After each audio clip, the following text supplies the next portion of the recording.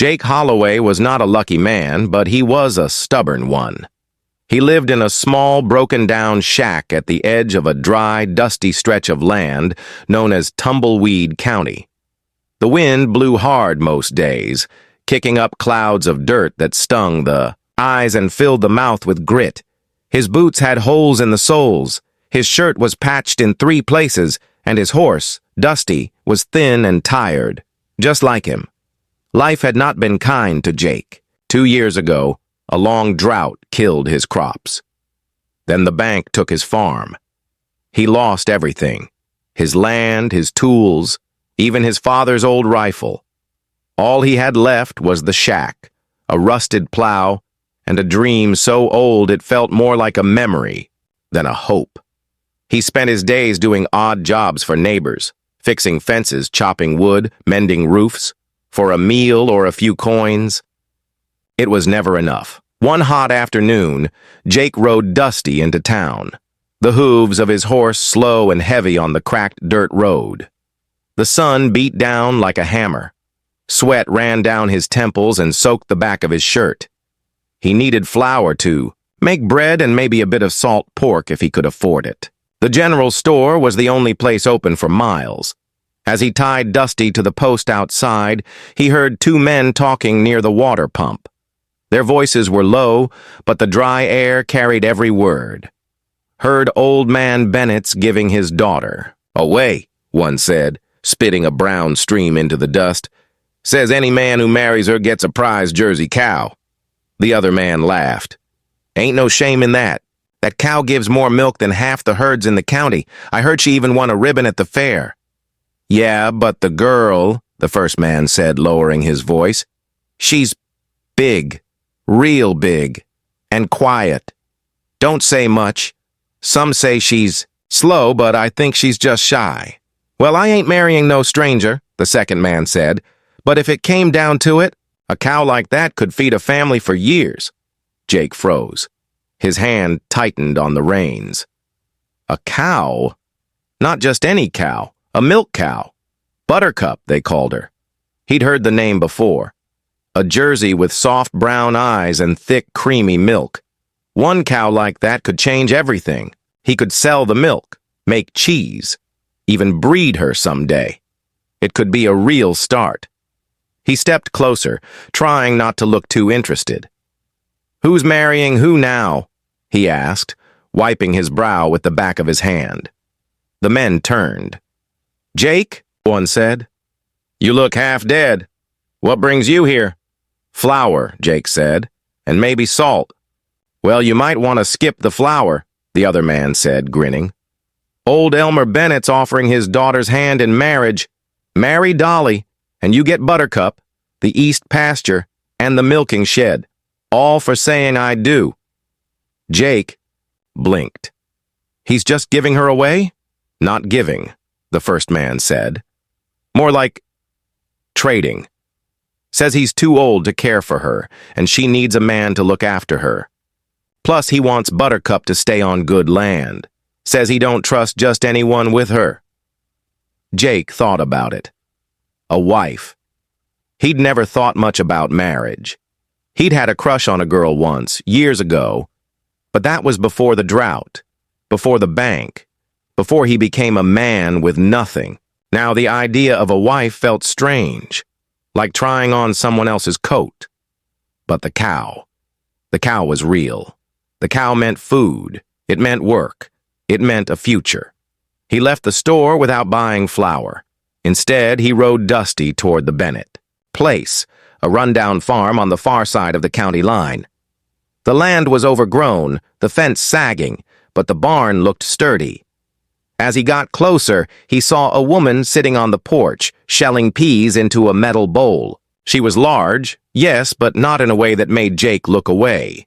She had kind eyes and thick brown hair pulled into a loose braid. She wore a faded blue dress and a sun hat with a broken strap. That must be Dolly, he thought. He stopped Dusty at the gate. "Excuse me," he called. "Is Elmer Bennett home?" The woman looked up, startled. Then she pointed to the back of the house with her thumb. Jake tied his horse and walked around. He found Elmer Bennett sitting in a rocking chair under a dead walnut tree, smoking a pipe and watching the sky. "You're Jake Holloway," the old man said before Jake could speak. His voice was rough like stones in a can. "Yes, sir. Hear about the offer." "I am." Elmer took the pipe from his mouth and studied Jake. "You look like you've been kicked by life a few times." "More than a few," Jake admitted. "Good. Means you know how to take a hit and keep walking. Dolly needs a man like that, not some smooth-talking city boy who'll leave her when things get hard." Jake swallowed. "What's she like?" Elmer shrugged. "Quiet, strong, cooks good, doesn't complain. She's not fast in the head, but she's got a good heart. And she loves that cow like it's her child." Jake nodded. "And the cow, Buttercup, she comes with the deal?" "She does, plus the east pasture and the shed. You take care of Dolly, you take care of Buttercup. They're a package."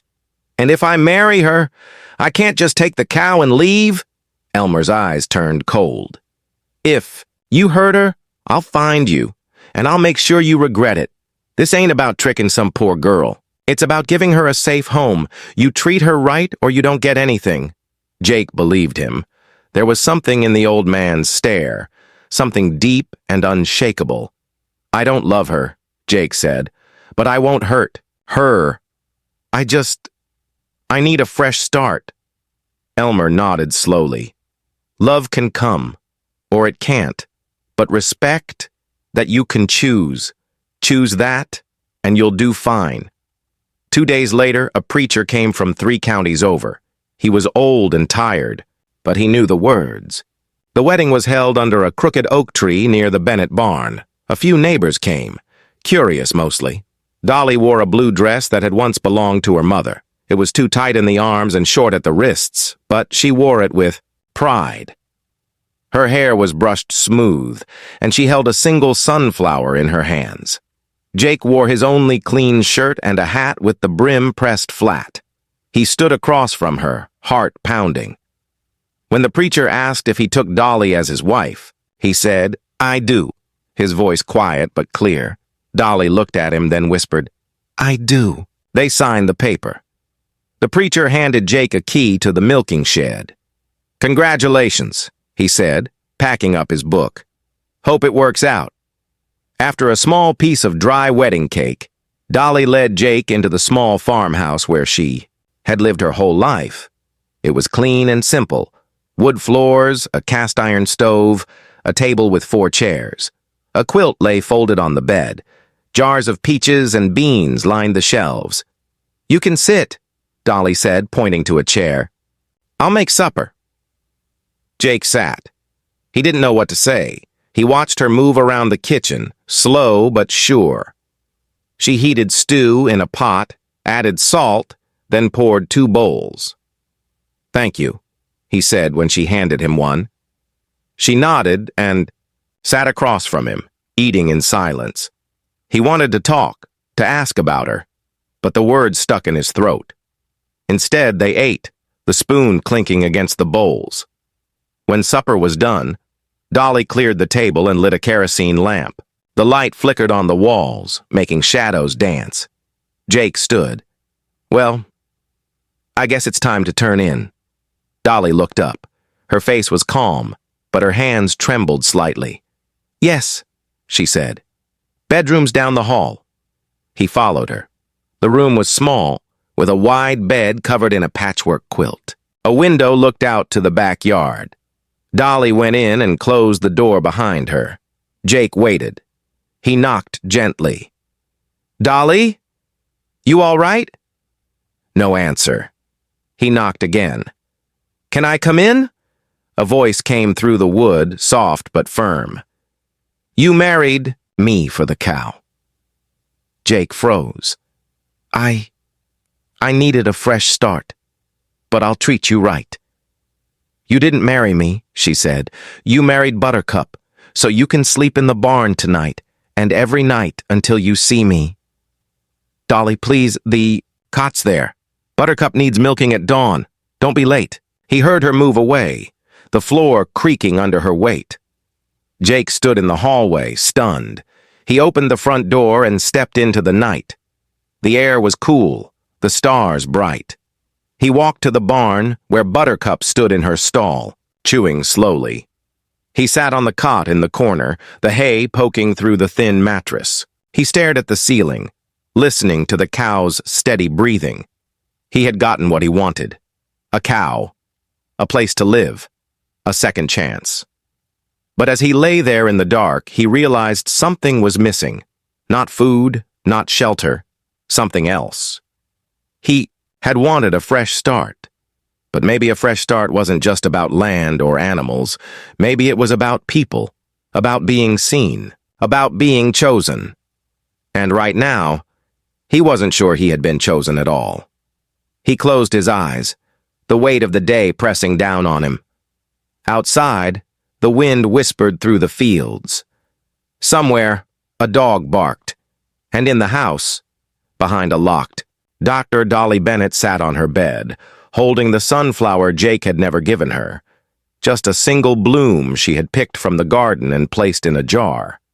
She looked at it for a long time, then whispered to the empty room, "I hope you learn to see me."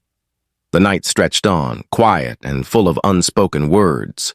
The morning sun rose slow and golden over the Bennett farm, painting the fields in soft light. Jake woke on the cot in the barn, stiff and sore from the hard mattress and the cold night air. His back ached, his boots were dusty, and his stomach growled. He sat up, rubbed his face, and looked around.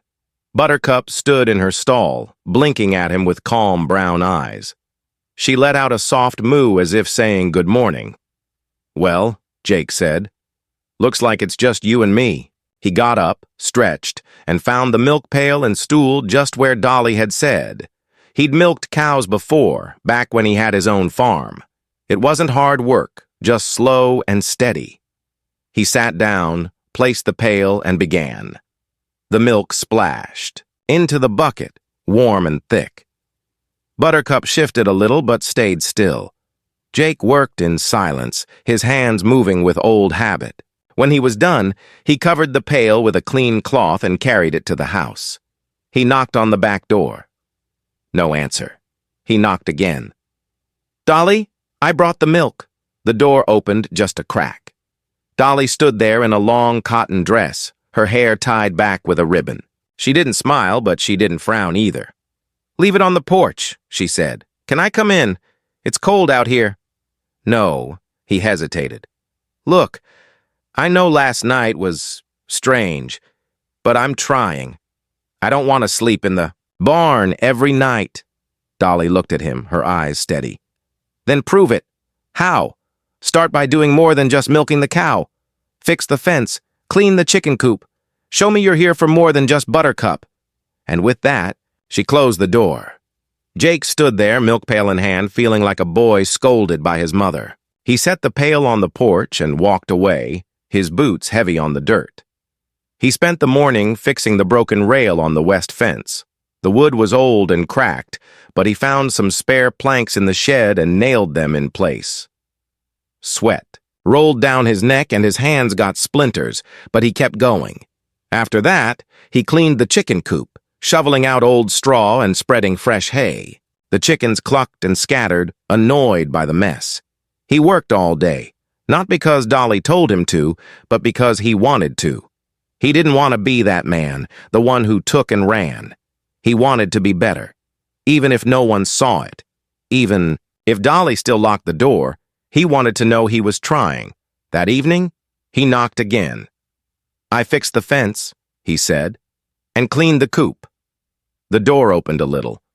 Dolly looked at him, then past him, as if checking the work. "Thank you," she said quietly. "Supper's on the table. You can eat in the kitchen." She didn't invite him to sit with her. She placed a plate of fried potatoes and eggs in front of him, then sat at the other end of the table, eating in silence. Jake ate fast, not knowing what to say. He wanted to talk, to ask about her day, about the farm, about anything. But the odd words wouldn't come. Instead, he finished his meal, thanked her, and went back to the barn. This became his life. Mornings. Milk Buttercup. Feed the chickens, check the fences. Afternoons, fix something broken, chop wood, pull weeds from the garden. Evenings, knock on the door, eat alone at the table, go back to the barn. Dolly never smiled, but she never yelled. She left a clean towel on the porch one day. Another time, she placed a second blanket by the cot in the barn. Small things, quiet things. But Jake noticed. One afternoon, while repairing the roof on the shed, he saw her watching him from the window. She stood behind the curtain, just a shadow, but he knew it was her. He waved. She didn't wave back, but a second later, she opened the window and set a glass of cold water on the sill. He drank it all. Days turned into weeks. The air grew cooler. Leaves began to change. Jake kept working, but now he started doing things without being asked. He planted new seeds in the garden. He oiled the front gate so it wouldn't squeak. He even tried to cook one night, burning the beans but making her laugh, a short, soft sound he hadn't heard before. She didn't lock the bedroom door that night. He didn't go in. He didn't know if he should. He didn't want to push. So he slept on the cot, listening to the wind, wondering if things were changing. Then the rain came. It started as a light drizzle, the kind that makes the dust smell sweet. But by nightfall, the sky opened up. Rain fell, in thick sheets, pounding the roof, flooding the yard. Jake woke to the sound of water rushing under the barn. He stepped outside. The ground was turning to mud. The creek behind the field was rising fast. He ran to the house and knocked hard. Dolly opened the door, her hair loose, her nightgown damp at the hem. "The creek's rising," Jake said. "We need to move Buttercup to higher ground." Dolly didn't argue. She grabbed a coat and followed him to the barn. Together, they led Buttercup out of her stall and up the hill behind the farm. The cow moved slow, her hooves slipping in the mud. Jake held the rope tight. Dolly walked beside him, holding a lantern that flickered in the wind. They reached the top of the ridge and tied Buttercup to a strong oak tree. She stood there, calm, as rain fell on her back. "She'll be safe here," Dolly said. "For now," Jake said. But the barn might not make it. They walked back down, soaked and tired. The barn door was half underwater. The chicken coop floated in the field like a tiny boat. Inside the house, Dolly lit the stove and handed Jake a dry towel. "You didn't have to help," she said. "You could have stayed in the barn." "I'm not just here for the cow," he said, drying his hair. "I'm here for the farm. For you." She looked at him, really looked at him, for the first time in weeks. "Then why do you still sleep in the barn?" "Because I don't want to overstep. I don't want you to think I'm taking anything." She was quiet for a long time. Then she said, "You've been fixing things, helping, working. You didn't have to?" "Maybe not," Jake said, "but I wanted to." She poured 2 cups of coffee and handed him one. They sat at the table, steam rising between them. "My mama died when I was 10, Dolly said suddenly. "Papa raised me alone. He said no man would want me because I was too big, too quiet. So when you came, I thought you were just like the others. Here for what you could get."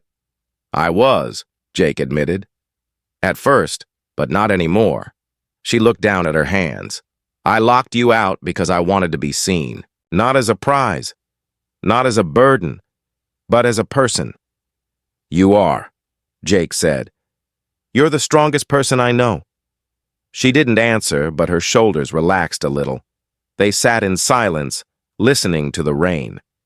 It was the first time they had ever just been together, not working, not eating, just sitting. When the storm finally passed, dawn broke pink and soft over the wet fields. Jake went outside to check the damage. The barn was damaged but standing. The garden was ruined. The fence on the south side was gone.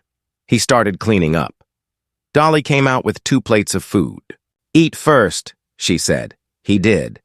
Then they worked side by side all morning, shoveling mud, pulling broken wood, saving what they could.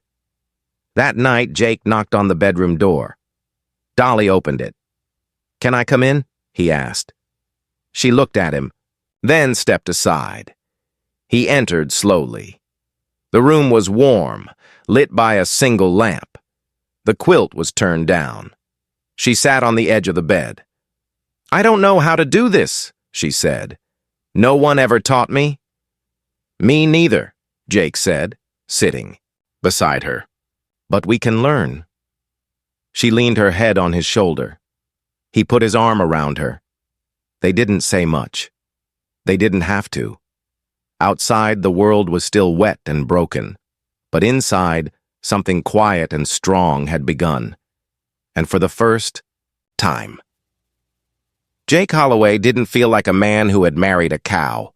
He felt like a man who had found a home. The morning after the storm, the sun rose over the soaked fields like a promise. The air was clean and cool, filled with the smell of wet earth and fresh grass.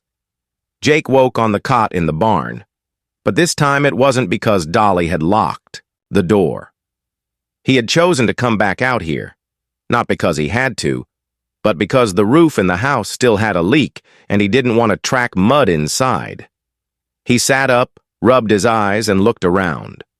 Buttercup stood in her stall, chewing, her cud calm and steady. The pail from last night's milking sat nearby, empty. Jake smiled. Things were changing. He stepped outside and stretched. The sky was clear now, birds singing in the trees. He walked toward the house, boots squishing in the soft ground. Dolly was already up.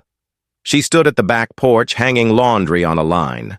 Her hair was pulled back, and she wore a faded green dress. She didn't look at him when he came near, but he saw the corner of her mouth lift just a little. "Good morning," he said. "Morning," she replied, pegging a shirt to the line. "Storm did a number on the south fence. I'll fix it today. There's coffee on the stove, and eggs if you want." He nodded, trying not to show how much that small offer meant. "Thank you." He went inside, poured a cup of coffee, and ate a plate of scrambled eggs. The house still smelled of damp wood, but it also smelled like home, like bread, like soap, like someone lived here with care. After breakfast, Jake got to work. He pulled the broken fence posts from the mud and measured new ones from the woodpile. Dolly came out later with a glass of water and set it on the stump beside him. "Papa used to say a good fence keeps trouble out," she said. "And keeps good things in," Jake added. She smiled just a little and went back to the garden. They worked all day, not because they had to, but because they wanted to. Jake fixed the fence. Dolly replanted some of the garden using seeds she had saved in a tin box. In the late afternoon, they sat together on the porch, watching the sun dip behind the hills. "You ever think about leaving this place?" Jake asked. Dolly shook her head. "This is my home. My mama's roses still grow by the well. My papa's chair is by the stove. I don't want to start over somewhere else." "Me neither," Jake said. "I used to think I did. But now, this feels like where I'm supposed to be." She looked at him. "Even after I locked you out?" "Especially after," he said. "You made me earn it, and that means more than just being handed something." She didn't answer, but she didn't look away. That night, Jake didn't go to the barn. Dolly didn't say a word. But when he passed the bedroom door, it was open. The quilt was turned down. The lamp was lit. He washed up, changed his shirt, and sat on the edge of the bed. Dolly came in a few minutes later, holding a cup of mint tea. "You don't have to sleep here if you don't want to," she said. "I want to," he said, "but only if you're sure." She nodded. "I'm sure." They sat in silence for a while, sipping tea, listening to the crickets outside. It wasn't awkward. It was calm, like two people who had finally found their way to the same room after walking different paths. The next few weeks passed in a rhythm they both grew used to. Mornings began with milk and breakfast. Jake worked outside, Dolly inside. But now they talked. Not about big things at first, but small ones. The hens laid 6 eggs today, she said one morning. Found a new spring near the ridge. He told her that evening. They shared meals at the same end of the table. Sometimes Dolly would hum while she cooked. Sometimes Jake would tell her stories about his childhood. How he once tried to ride a pig. How he got stuck in a tree for 3 hours. She laughed. A real laugh. Full and warm. One afternoon, Jake came back from town with a small paper bag. "What's that?" Dolly asked. "Something for you," he said. She opened it carefully. Inside was a small potted plant. Green leaves, a single yellow flower starting to bloom. "It's a sunflower," he said. "I saw it at the nursery and thought, well, you like the one you picked after the wedding." Her eyes got shiny. "You remembered?" "I remember everything," he said. She put the pot on the windowsill, right next to the mason jar with the dried sunflower from that first night. That night, they sat outside under the stars. The air was warm, the sky full of light. "Do you think we'll be okay?" Dolly asked, her head on his shoulder. "We already are," Jake said. "We're not rich. We don't have much, but we're together. And we're honest. That's more than most people get." She took his hand. But peace never lasts long on a farm. One evening, Jake came in from checking the chickens and found Dolly sitting at the table, her face pale. "What's wrong?" he asked. She handed him a letter. It was from the county tax office. The Bennett farm was behind on payments. If the debt wasn't paid in 30 days, the land could be taken. "Papa always paid late," she said. "But this time, I don't have the money." Jake read the letter twice. The amount wasn't huge, but it was more than they had. "Not with the storm damage, the lost crops, the repairs." "We'll figure it out," he said. "How? We barely make enough to eat." He didn't answer right away. That night, he lay awake, thinking. He had no savings, no family to help. The only thing of value they had was Buttercup. The next morning, he went to the milking shed early. He sat on the stool, pail in hand, and looked at the cow. She turned her head and looked back, calm and kind. "You've been good to us," he said softly. "But I can't sell you. Not after everything." He finished milking and carried the pail to the house. Dolly was at the stove making oatmeal. "Any ideas?" she asked. "Maybe," Jake said. "What if we sell the milk in town, not just keep it for us? Take it to the market, charge a little, make cheese, sell eggs too," Dolly thought. "People like fresh milk, and my cheese is good." "Then we'll make it work," Jake said. "We'll load up the wagon tomorrow." The next day, they packed jars of milk, wheels of cheese, and baskets of eggs. Jake hitched Dusty to the old wagon, and they drove into town. At first, no one paid attention. But then Mrs. Clark from the diner came by. "Is that Bennett's Buttercup milk?" she asked. "Yes," Dolly said. "Fresh this morning? Mrs. Clark bought 2 jars. Then the baker bought cheese. Then a young couple bought eggs. By noon, they had sold everything, and people kept asking, 'Can we have more?' They went back the next week, and the next. Soon, they had regular customers. Jake built a small stand. Dolly made labels with her name on them. 'Dolly's Farm Fresh,' it said. One day, the sheriff came by. 'Heard you're selling milk,' he said. 'You got a permit for that?' Jake and Dolly looked at each other. 'No,' Jake said. 'Well, you'll need one. But don't worry. I can help.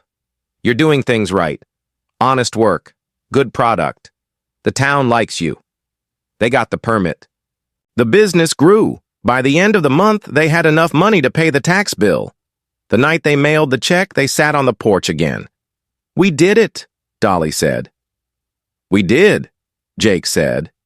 She leaned on him. 'You know, I used to think no one would ever stay.' 'I'm not going anywhere,' he said. 'You're stuck with me.' She smiled. 'Good.' The stars blinked above them. Crickets sang. Somewhere, Buttercup let out a soft moo. Life wasn't perfect. The roof still leaked in heavy rain. The stove sometimes smoked. But they had food, work, and each other, and for two people who had started with nothing but a cow and a locked door, that was more than enough.